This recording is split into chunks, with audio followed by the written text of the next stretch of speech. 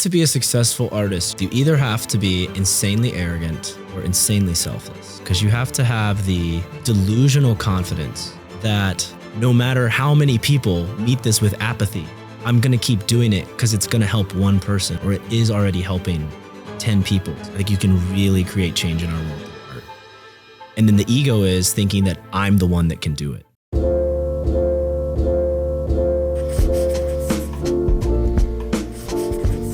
Brendan, welcome to the podcast. Thank you. You've been called by many fans as everyone's local artist. It's true. You played over 600 shows since you began your career in music, but I want to take us back to 2018. Okay. When you took some time off the grid to choose whether to take the creative path over a traditional career. Yeah. What led you to that moment, and what was your thought process around the time? I was nearing my senior year of college at the University of Georgia, and I was studying economics, but with like a health emphasis.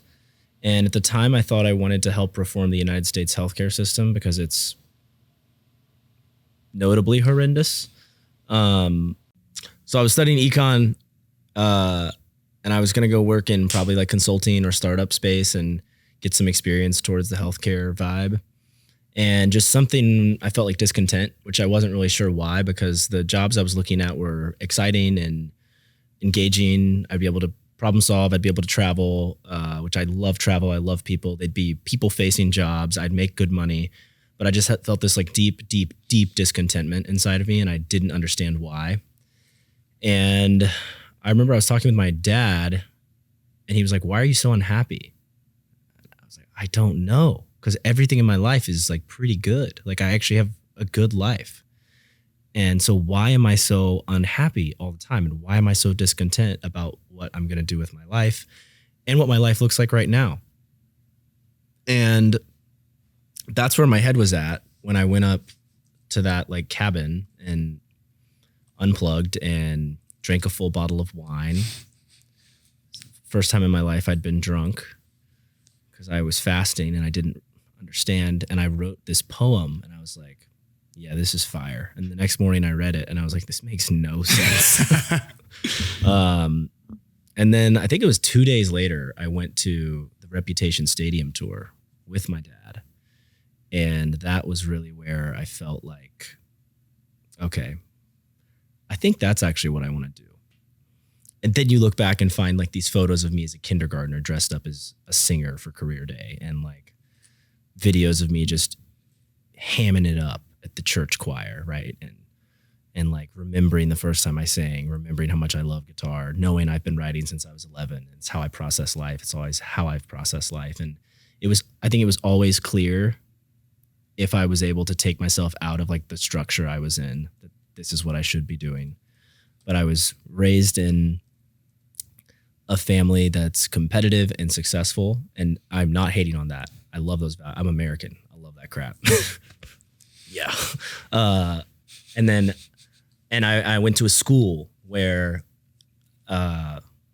athletics were really heralded, and I wanted to be cool. And in the South, if you're good at sports, you're cool. And I was good at baseball, and everything in my life was just like, do the right thing. And then I chose to do the wrong thing for the first time in my life. So what made you want to go alone for 3 days to figure your shit out? Like, what was that calling? I think it was God. Okay. But it was via discontentment, like deep discontentment. And I just got to figure it out. And I'm not afraid to be alone with my thoughts. In fact, I walked down to pay for parking this morning. I got to my car 4 minutes after they'd given me a ticket, apparently. But as I was walking, there was like so much noise around me. And I was like, dang, New York's probably a really hard place to just like be alone, like to find time to be alone. So you find value in solitude because it's hugely, it seems the understanding that you should take yourself away for 3 days to figure your shit out at what? How old were you at that moment? 22. That's not many 21? People figure that out at 21. Yeah, I don't know. I've always had really good mentors. Okay. Really good friends, really good guy friends that are open, vulnerable, authentic. But I don't remember anyone telling me to do that either. So I do think it was just like a calling thing. Yeah. Do you do that stuff? I try to, yeah. I try to take myself away. And lately it's been in the Catskills I really like, and just go to the mountains for 3 days. Where's that? northern New York? New York. Upstate? Yeah. Beautiful. It's nice, just no reception. So yeah, I've been making a habit of after the summer going up to Catskills by myself. I want to jump back to your earlier years. Run me through the context of those years and how it shaped the human you have now. As a child? Yeah. And the family dynamic, etc. Yeah, I have great parents, super supportive. They never missed I don't think they ever missed a sporting event or anything. And I played year-round sports. I have an awesome sister. She's super driven. She gets married on Saturday, which is exciting. And then I had involved grandparents. So I had like a very solid family life growing up. And we were middle class. So like you had everything you needed as a kid. I never missed a meal or whatever. I was raised by a family who believes in working hard, having a really good work ethic, devoting yourself to something thoroughly. Like we had a policy, you get one quit your whole life. You're not allowed to quit more than once. I've never used mine. Saving it for marriage. I'm just kidding. It's a huge joke. That kind of drive and determination, I think, is actually kind of rare now. And I see it in myself all the time. Like I have like a motor where I'll just keep going. I mean, I've done music for 6 years, barely sniffed success, and I still think tomorrow's the day or today's the day because I'm just like endless drive, grit. I think grit is the right word. I was raised by a very gritty family. Both my parents work commission jobs, like full-on commission jobs. They don't get paid unless they get the leads and they make it happen. And I saw that growing up. I also saw parents who served like organizations and in communities.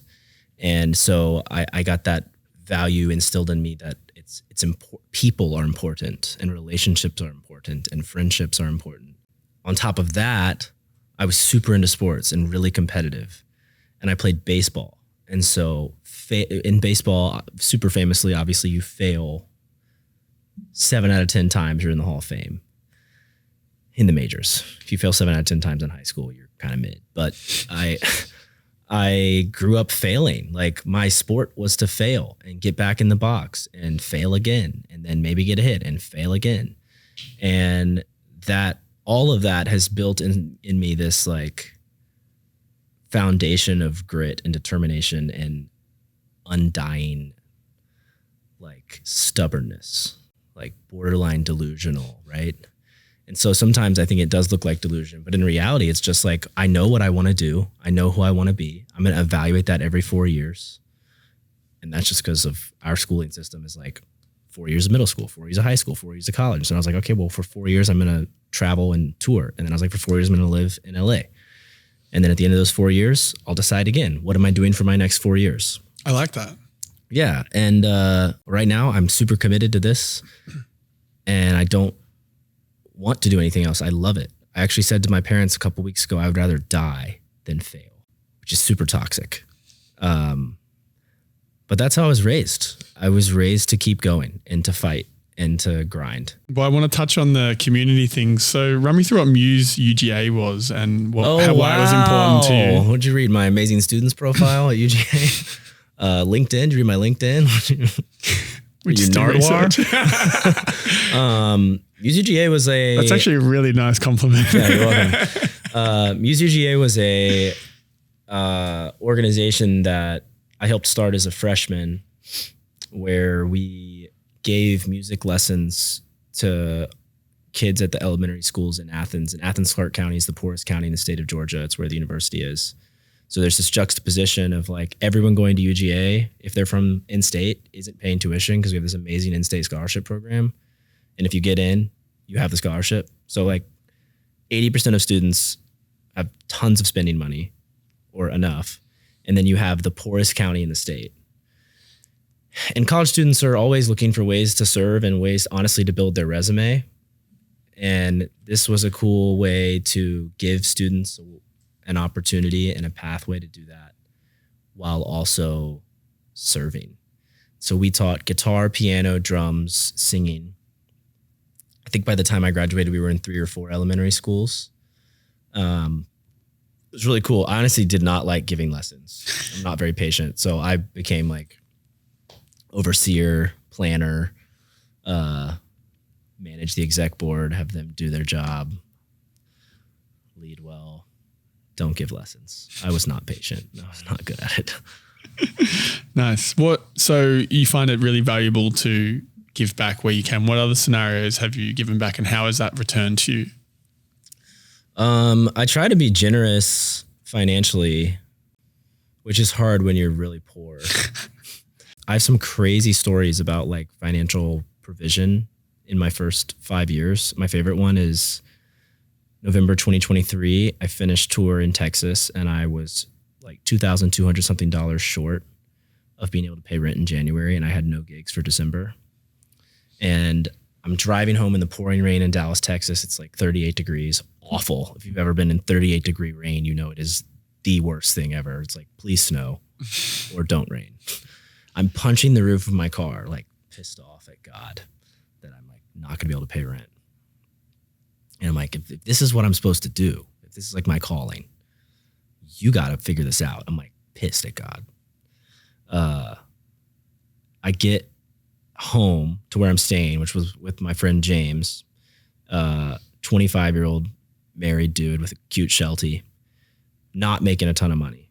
I pull in his driveway. I pull up my phone. The sound tech from that night at this small venue where there were 30 people, her name's Michaela, had sent me like $228 or something like that. I'm like, what? Why? She's like, wish I could have sent more. It's like, oh, I have my Venmo. I believe in you. Like, thanks for the music you're making.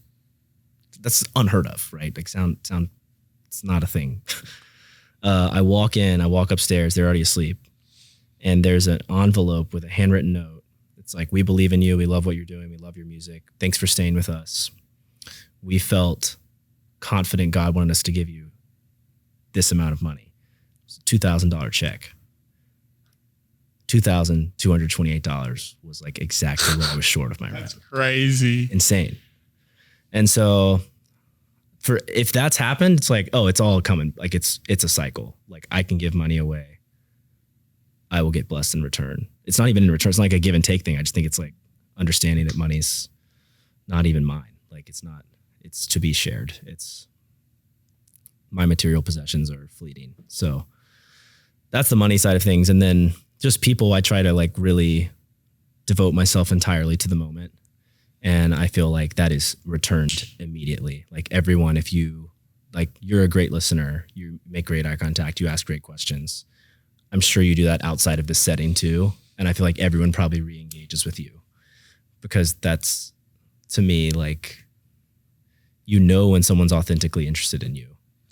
That last story about the money situation. Yeah, crazy. And a few other points you've made in our past interactions, it makes me feel like you have a very strong faith and your religious connection is extremely important to you. So how has that impacted your ability to make key life decisions?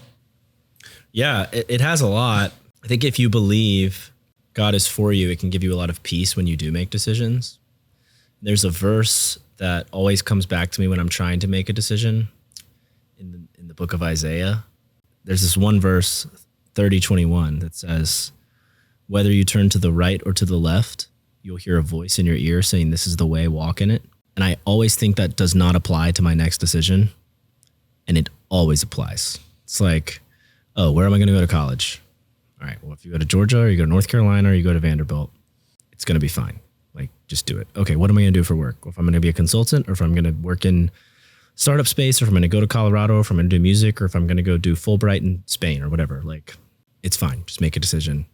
You're going to be fine. So you're saying the decisions actually don't matter? I do not think the decisions matter as much as we think they do. Yeah. Why? If our purpose is deeper or more broad than a specific thing, then we're going to find contentment no matter what we do. So my purpose is to love people and to help people hopefully become more themselves or become more who they're created to be, or like to live into their most authentic self. And right now I get to do that in a really special way. Music's like a really special way to connect with people. But if it all got taken away tomorrow, Spotify crashed, we're not allowed to drive anymore, I'm not allowed to play guitar, like whatever, I'm super confident I would still be content and I'd still find purpose in some way. I want to talk about ego a little bit. Let's do it.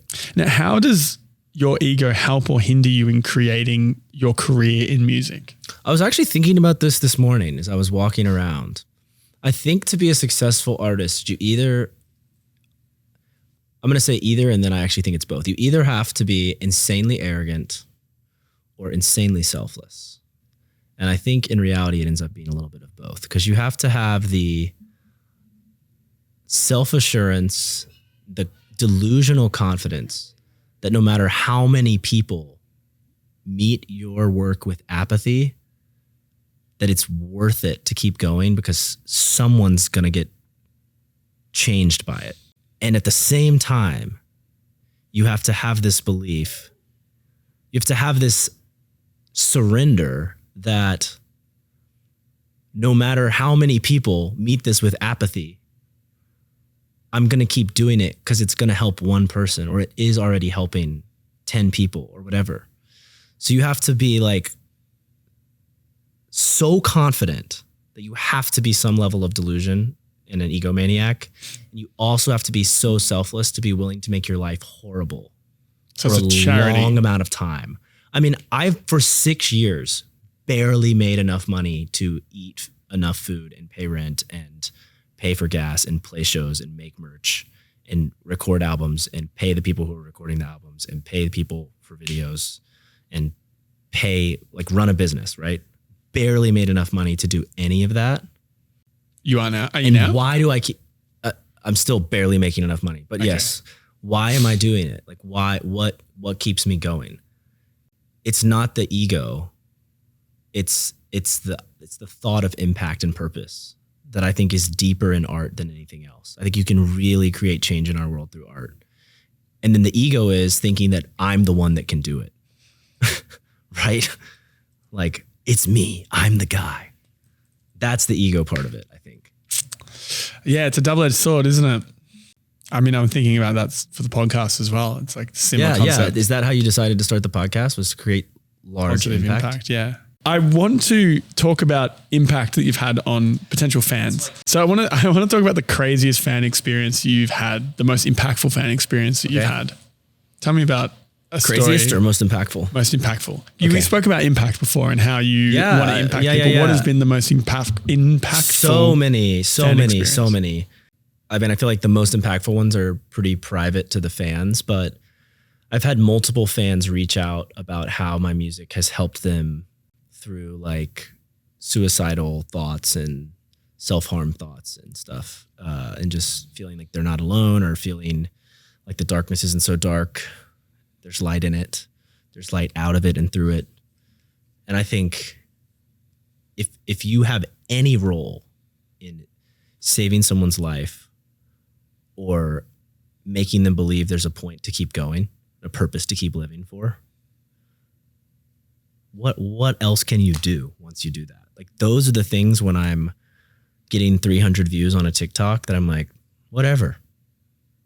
Like, this person from Indiana, this person from Montana, this person from Colorado, this person from everyone's local artist. Like, all these people are on earth, even if it's 0.01%, because they heard this song. That's so outside of my like comprehension when you're writing a song. Yeah, it just totally changes the way I see everything. Yeah, definitely.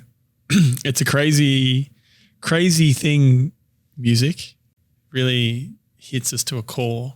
I want to dig into a bit more of the details of your experience playing 600 shows, because I think it's quite interesting how you've approached it. So you've lived in your van. Mm-hmm. Was it a car or was it a van? It's a mom car. So you lived in your car? Out of it. Out of it. I lived out of it. How does that look? For how long? A lot of couches. How long? Did you ever sleep in the car? Oh yeah, for sure. Okay. I'd say like 10% of days I slept in the car.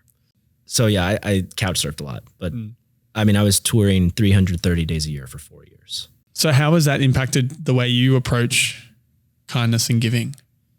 Yeah, I think it's totally altered my view. I remember when I was in college, these older guys were looking for somewhere to stay for a home football game. And it's like written in your lease that you can't just like have people, like however many people stay over. I remember being the one who was like, actually, it's in the lease that we can't do that. So we probably shouldn't do that. You jerk. Literally, bro. I'm like squirming inside right now thinking about being that person. And now I've slept over on over 1,000 couches. And people like will pay me to stay on their couch. People will feed me meals to stay on their couch. What am I doing if I'm not repaying that kindness? Yeah. So yeah, I'm just like super open to people. Now that I have an apartment, like my friends are always welcome. And if I'm gone, like you're still welcome. No charge, No charge. Even if you're no longer in the lease.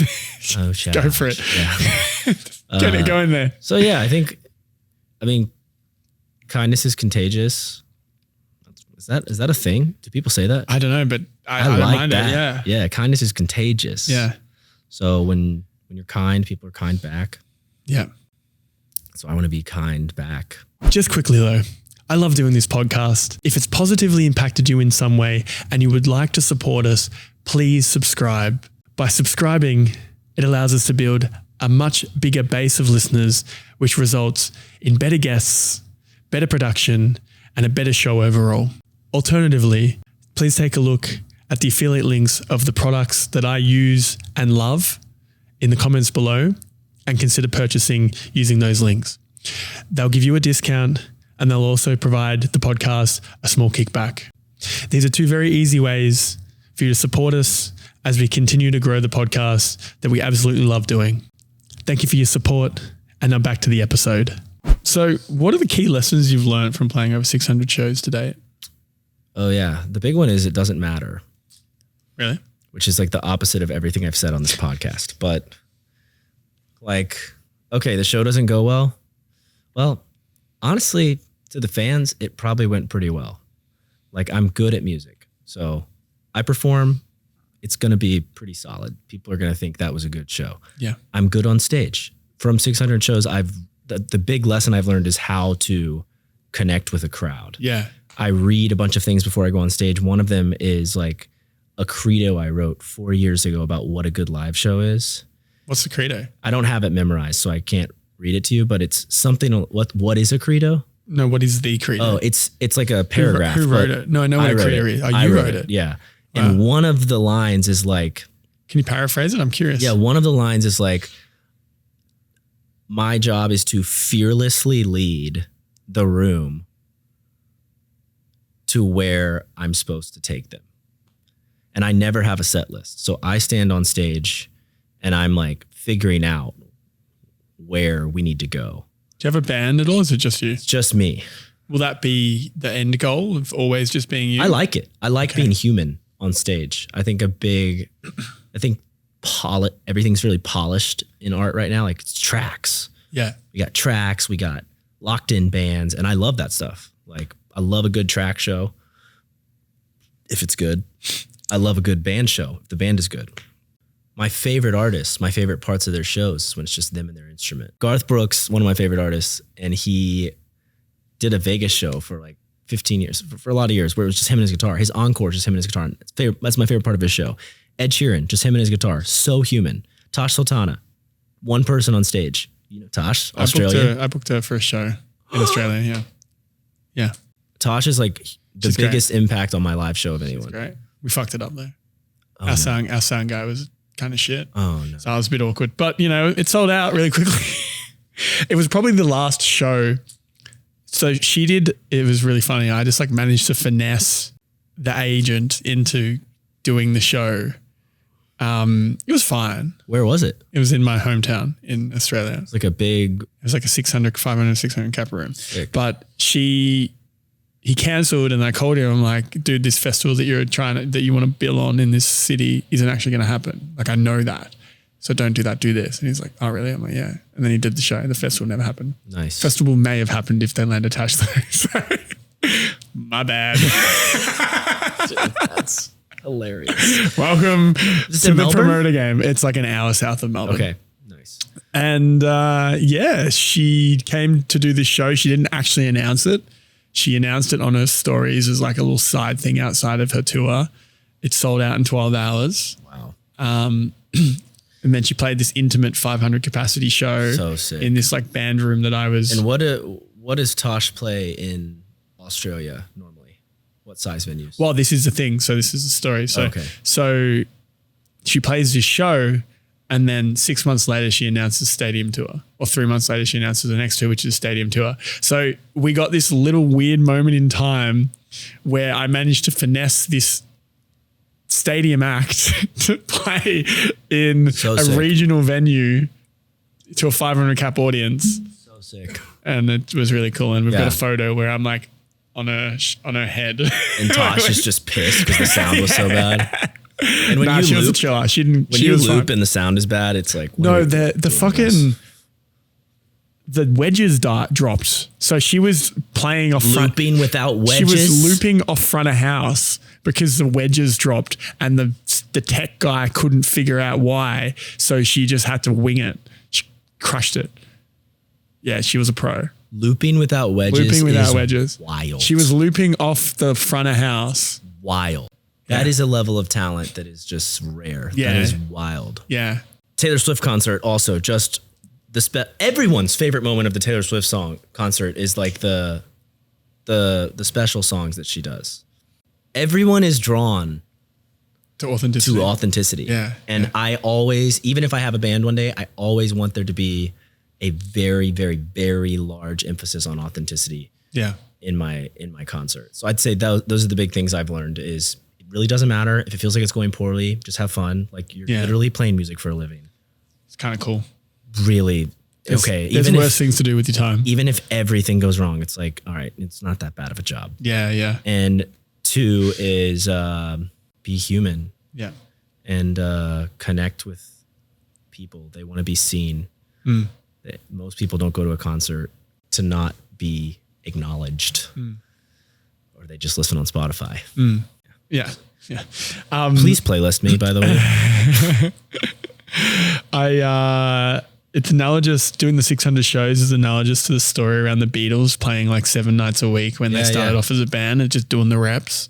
But I wanted to, before we wrap up, I wanted to jump into how you've built community and how you've done it on a grassroots level. So, you know, a lot of people are focusing on social media and TikTok and all that sort of stuff, but your approach has been more one-on-one. What impact has that had on your ability to A, sell tickets and B, build an audience? And how have you felt that audience be compared to other artists that maybe you've seen have done less of this work, but more on the viral social side of things, have had more impact on the viral social side of things? Yeah, it makes the internet more exhausting because you don't get the feedback. So when I'm not touring, it's really hard up here. Really? Yeah. Whereas I think for a lot of artists, if they have that like muscle churning on the online stuff, they're fulfilled at home. For me, I think as of today, I have 13,300 followers on Instagram. I am not exaggerating when I say at least 12,000 of those I have met in person at a show. Wow. I have had no help from the algorithms. Yet. We finally had a video hit like the algorithm on TikTok this past week. I was singing a song apparently called Roast Beef Love. Whatever. Thankful that it finally did something. So that's hard work. Like I think hard most people would have quit. So why didn't you? It comes back to those impactful stories that we talked about. Comes back to delusion. Delusion, yeah. It comes back to delusion and impact, like seeing lives literally changed. And because it's all been in person, I get told that. I get DM'd that personally. I get letters written to me because my PO box is on my website. Like Yeah, I love that. my number used to be on my website. I would get personal texts like, this is for 6 years. And a lot of those people, honestly, I don't even know if they're my fans anymore. And that's really sad to me. Like sometimes people who were like really dedicated, like really all in, when I didn't blow up in the 6 months they were my fan, like I don't even know if they follow me anymore. I don't even hear them anymore. Oh. That's really isolating and sad. Why not? I don't know. I guess because I'm not great at social media and I can't tour everywhere every month. I have no idea. So that's on just like the mental side of it. From a professional standpoint, I saw a post yesterday from an artist that was like, we need to take monthly listener counts off Spotify. I don't care that much, but they're so toxic and so misleading. There are artists with 10 million monthly listeners who sell less tickets than me. I know that personally as a promoter. Yeah. I've done this dance. I have 20,000 monthly listeners. I can sell 150 tickets in probably 5 to 10 markets. I can sell 50 everywhere. Yeah. And 50 doesn't sound like a lot of tickets. 50 in a 200 cap room is like a lot of artists aren't moving 50 tickets in a city they've never been to. Yeah. And a lot of artists who have 1 million followers on TikTok will sell 5 tickets. And I don't know what the connection is. Like, I don't know how some artists it really translates and some artists it doesn't. I do know that when I do have my moment, I'm ready. And when I hit the road, and if 75 people show up or 150 or 200 or 500 or 1,000 or 5,000, they're going to get an incredible concert. And they're going to want to come back and they're going to want to bring their friends. And they're going to tell their friends about it because I've done it 700 times. Yeah. And I'm confident in it. And even if it's the worst show of tour, it's probably better than the other TikToker that they went to see. Yeah. You're putting in the reps, bro. Yeah. So I'd say that's the big thing is I focused on concerts. And because I focused on concerts, I sell more tickets than it looks like I would sell. Yeah.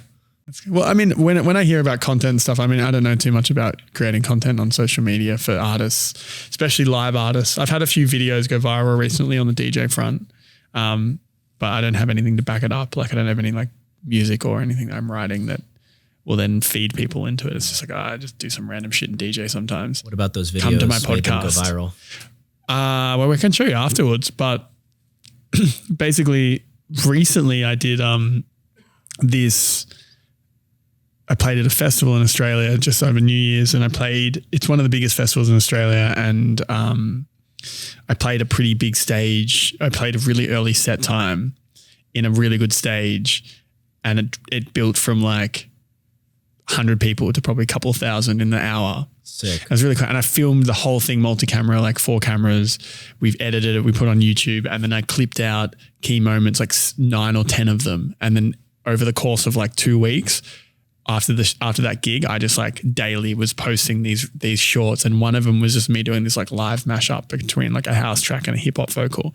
Not that complex, but like not the easiest thing to do either. And it shows a level of skill that I think a lot of DJs don't show or have. Yeah. And it got 1.5 million views on Instagram and 500,000 on TikTok. Wow. And my following went from like 8,000 to 14,000 in a month. Bro, incredible. But now my reach has been cut in half. So figure that one out.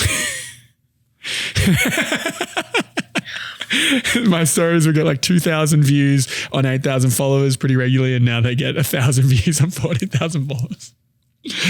Make that make sense? It doesn't. But the point is, I've realized there's a really solid way to do it. And one of the videos that I knew would go well, which was just creating a storyline, a short form storyline around the set, and all it was I'm a random local DJ playing at 2 p.m. at one of the biggest festivals in Australia. How the set began, a 5-second clip of not that many people there, and then how it ended, like one of the peak moments. That's it. Got 100,000 views. It's just storytelling. Yeah. Anyway, I digress. So we can talk about that a lot more offline. And you know what? I always go back to on the live artist thing. Like Zach Bryan blew up just off a shaky fucking iPhone video that he put on TikTok of him doing a cover or a song of his. It's not that deep. You don't have to overthink it. Just do it. I think that's a big part of it. Just putting shit out there and just playing around with it and trying different things. And people want authenticity. They want authenticity in person. They want authenticity in content. Yeah. Same shit. Yeah. Yeah. So I'm sure there's a way. I mean, you're not a bad singer, so Thank you. no worries. I wish I came to the show though. I was busy yesterday. I'm sorry you come. missed it. Next time. I'll come next time. Yeah. It's a great show. Yeah. So before I wrap up, I'd like to talk about some general philosophical questions about your life. What's the biggest thing you've changed your mind on over the last 2 years? This is going to sound pretty wild, I think.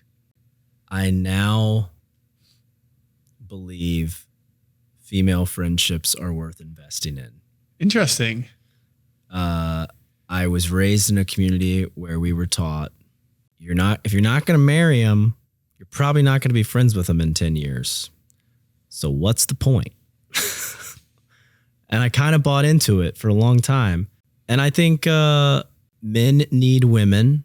I don't know about the corollary, but I think men need women to understand the world better and to be more compassionate and empathetic. And having female friends has really helped me in that way. Yeah. I was always really good friends with my mom, but it's nice to be friends with some other people now too. Yeah. They're awesome. Yeah. I mean, the first relationship. That I'm not trying to date. Yeah. Well, that's the thing. Yeah. The first relationship is your mom. Do you have a sister? I do. She's awesome. So I guess the second relationship is your interaction with your sister where you learn those kind of things. And we're friends as well, which is nice. Like, the question, can a guy and a girl be best friends? I'm pretty firm no. Yeah. One of them's going to catch feelings eventually. Yeah. And then it's not going to end well. Or it ends great. Or it ends with marriage. But I do think you can be friends. Obviously, right? That's why I'm saying this is a crazy thing to have changed in the last 2 years. Like I went my whole life being like, I'm going to be friends with girls, but I'm not going to invest in those relationships very deeply. Yeah. I've had a similar thing. Well, not really, but not quite the same, but similar, where I haven't really felt the desire to invest in female relationships that were non-romantic when I was in Australia. And I think it was because a lot of the women that were in my hometown were just not that interesting at the core of it. They're just doing their thing, and I just needed more stimulation. Were the fellas? Well, the guy friends are great. They were fine. But when I've come to New York, the amount of girlfriends I have now that I don't want to get with or don't want to have any, That's great. romantic interaction with, not because they're stunning. They're everyone's beautiful in this fucking city, but they're actually so cool and interesting. And the conversations are so engaging that there are plenty of also romantic, attractive people out there. So I don't feel like if I don't make something of this cool, attractive girl that I'm friends with, I'm going to be alone. I don't feel that at all. I just feel like this person's sick. I'm not 100% into the idea of us hooking up. So we can just be friends, and I'm cool with that. Yeah. Because I actually want to spend time with them because they're actually really smart and intelligent and fun and funny and cool. And they have hot friends who I then can date. Fire. Congratulations. Thank you. Yeah, Thank you. It's very exciting. It's always exciting to know good-looking people. Yeah. The next question that I have on this front is, what's the kindest thing anyone's ever done for you? I've been showered with so much kindness in my life. I don't think I'm going to answer this accurately, and I think I'm going to forget something that was really kind.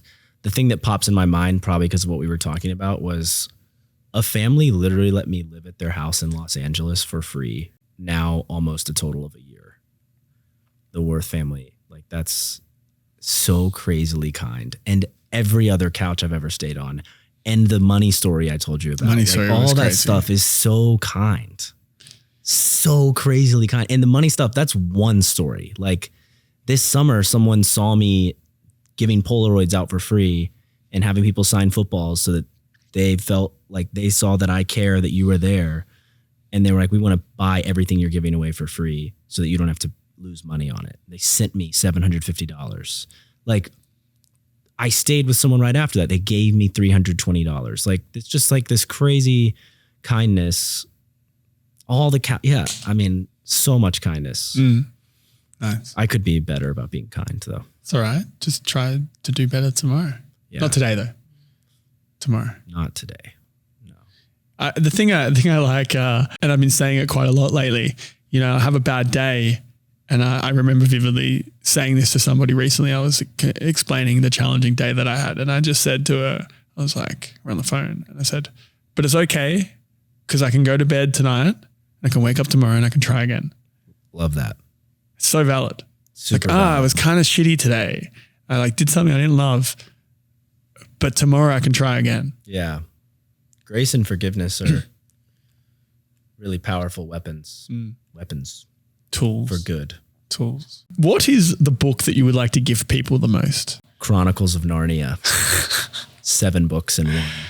Nice. If I have to pick one, I'd probably go with The Horse and His Boy. Okay. Great book. Okay. Everyone can read it. It's children's literature. Incredible, riveting, great characters. If you could know the absolute truth to one question, what would it be? Why is there evil in the world? Why is there evil in the world? What do you think?